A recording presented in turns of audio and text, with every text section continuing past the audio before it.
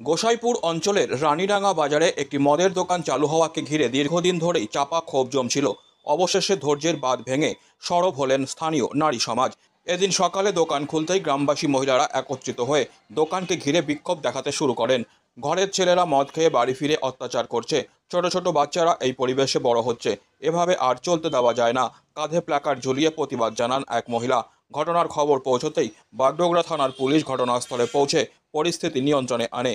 কিন্তু মহিলাদের বক্তব্য, শুধুমাত্র পুলিশের আসা যাওয়াতে সমস্যার সমাধান নয়। স্থায়ীভাবে এই দোকান বন্ধ না হলে তারা বৃহত্তর আন্দোলনে যাবেন। স্থানীয়দের অভিযোগ, মদের দোকান খোলার পর থেকেই এলাকায় অশান্তি বাড়ছে, পারিবারিক হিংসা ও সমাজে অবক্ষয়ের মতো ঘটনা ক্রমেই বেড়েই চলেছে। এই যে দারুর দোকান সামনে খুলছে, দারুর দোকান খুলছে, আমরা দারুর দোকান করতে দিব না। দারুর দোকানের জন্য আমরা এই সবাই মিলে মহিলাগুলো আসি যে আমরা মিছিল করতেছি কয়েকদিন থেকে যে দারুর দোকানটা বন্ধ করো বন্ধ করো, ওনারা শুনতেছে না। ওর জন্য আমরা আজকে সবাই মহিলাগুলো আসি, লুকায় লুকায় ওরা দোকান খুলতেছে।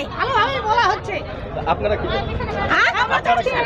আমরা যাচ্ছি দোকানটা বন্ধ করো, ওনারা দোকান খুলবে অন্য জায়গায় খুলুক, আমরা না করবো না।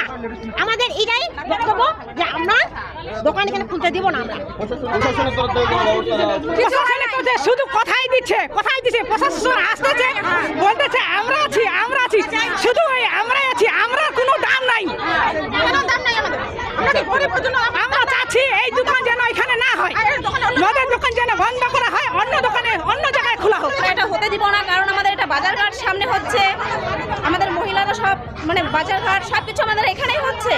তার মধ্যে আমাদের স্কুল ঘাট আছে, বাচ্চাদের পড়াশোনায় ডিস্টার্ব হবে। বাচ্চারা এখন এই জিনিসটা এই মদের দোকানে যদি সামনে হয়, তাহলে সেখানে বাচ্চারা আসা যাওয়া করতে একটা মদের দোকান যদি সামনে পায়, সেখানে মানে একটা নেশাগ্রস্তভাবে মানে একটা পরিস্থিতি মানে পরিবেশ তৈরি হবে। তাহলে সেখানে আমরা চাচ্ছি যে বাচ্চা কাচ্চার পড়াশোনা ঠিকভাবে হোক, মদের দোকানটা মানে সামনে মানে অন্য জায়গায় গিয়ে হোক, সামনেটাতে যেন না হোক। তো এখানে মানে মন্দির কাছে বা সব কিছুতে কাছে পরিবেশটা নষ্ট হচ্ছে। পরিবেশটা আমাদের নষ্ট হবে, বাচ্চা কাচ্চার ভবিষ্যৎ নষ্ট হবে। প্রশাসন কোনো সহযোগিতা না